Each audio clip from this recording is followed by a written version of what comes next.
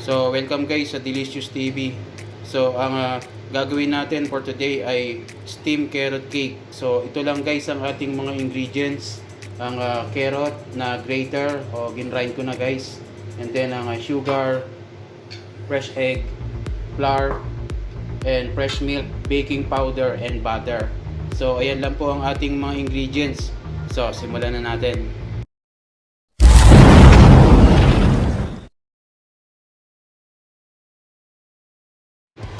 So, ang first na gagawin natin guys ay lagay muna natin ang egg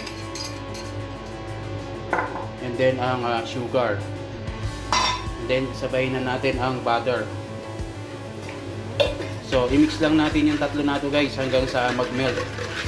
So, halo-haluin lang natin lahat yan hanggang sa malusaw ang ilagay natin na butter, egg, and sugar. So, halu-haluin natin hanggang sa mangawit ka. Nya. Pero kung meron kayong mixer guys, po pwede nyo gamitin yun. So, tayo ay mano-mano lang. Kaya yan, halo-halo. So, ayan guys, lusaw na ang butter, egg, and sugar. So, yan ang texture nya guys. So, isunod na lang ngayon natin ang flour, then ang baking powder.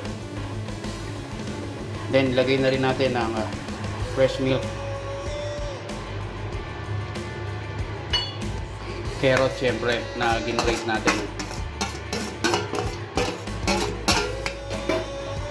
Then, mix lang natin guys yan.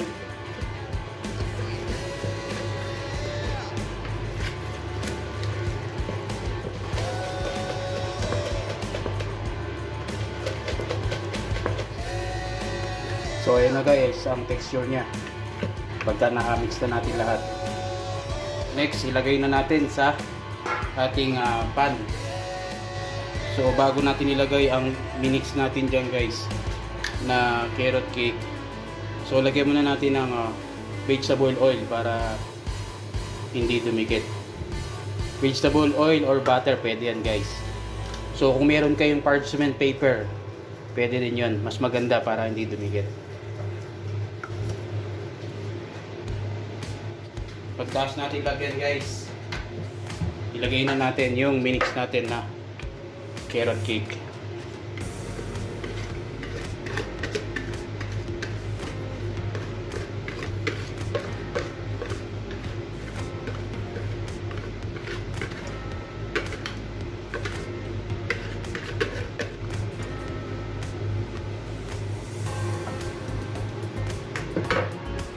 So ito na guys.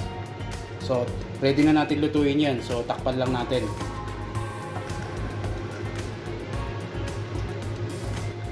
So, make it sure guys, pag nilagay natin sa steamer pala yan, dahil kulong-kulo ang ating water. Ayun, tulad ng ginawa ko.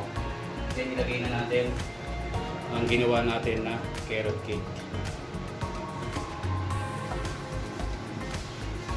So, lutuin na natin yan na 30 minutes guys.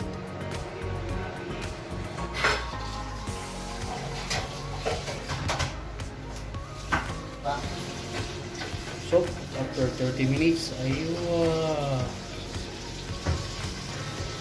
done ang ating carrot cake.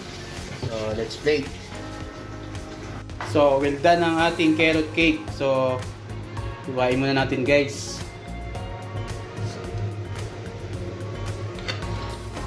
So, tingnan natin ang texture na guys. Yan, no? Yan ang ating steamed carrot cake. Very fluffy. Diba? So, well done ang ating steamed carrot cake. So, kung bago ka pa lang guys sa may channel ko, ay huwag mo nang kalimutan i-subscribe at i-like para update ka sa mga latest video ko in the future. So, see you may next vlog mga guys, and God bless.